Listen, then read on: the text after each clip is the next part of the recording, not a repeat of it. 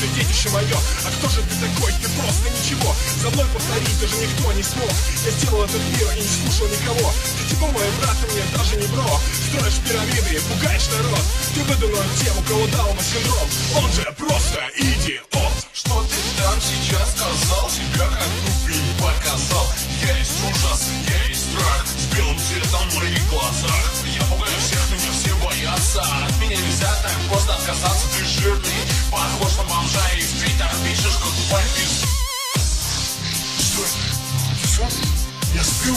Я твой брат, бойся меня. У меня нет брата. Жена очко забыл меня. Тогда тебе конец, пять. Так пошел как ты. Да.